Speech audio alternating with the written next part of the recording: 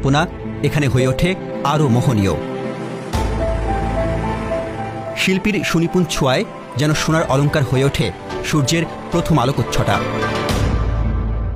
সোনা তুলনাবিহীন এক ধাতু, সুপ্রাচীনকাল থেকেই সবচেয়ে আকাঙ্ক্ষিত। বহু শতাব্দী ধরে বিশ্ব অর্থনীতির মূল নির্ধারক হয়ে আছে এই বহু মূল্যবান ধাতু।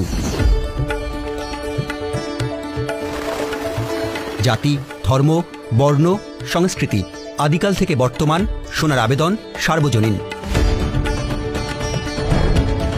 বাঙালির চিরায়ত উৎসবে, আয়োজনে, সাজে, অনিন্দ সজ্জায় বহুকাল ধরেই সোনার অলঙ্কার প্রথম পছন্দ।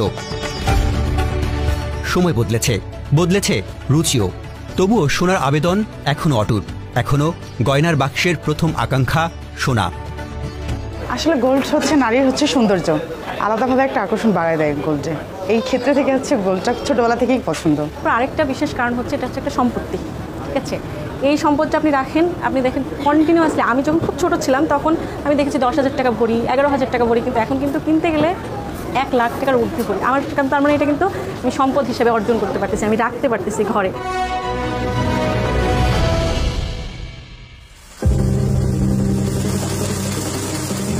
দেশের সর্ববৃহৎ শিল্পের চেয়েও সোনার গহনায় মূল্য সংযোজন 6 থেকে 7 গুণ বেশি, 30 থেকে 50% পর্যন্ত।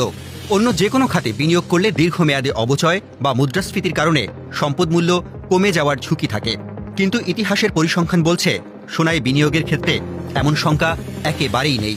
কেননা আন্তর্জাতিক বাজার পরিস্থিতি যাই হোক না কেন, এ ধাতুটির চাহিদা সব সময়ই থাকে।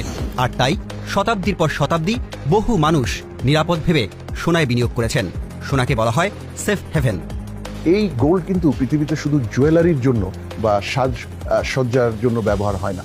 এই জুয়েলারি তো আছেই, এর সাথে বার্স এবং কয়েন্স, এবং পৃথিবী জুড়ে সেন্ট্রাল ব্যাঙ্কগুলো তারা যে ব্যাপক হারে গোল্ড কেনে বা রিজার্ভ করে, এটা কিন্তু পুরোটাই বার এবং কয়েন্সে। তৃতীয়ত, টেকনোলজি এবং বিভিন্ন প্রোডাক্ট ডেভেলপমেন্টে gold as a raw material সেখানে ব্যবহার হয়।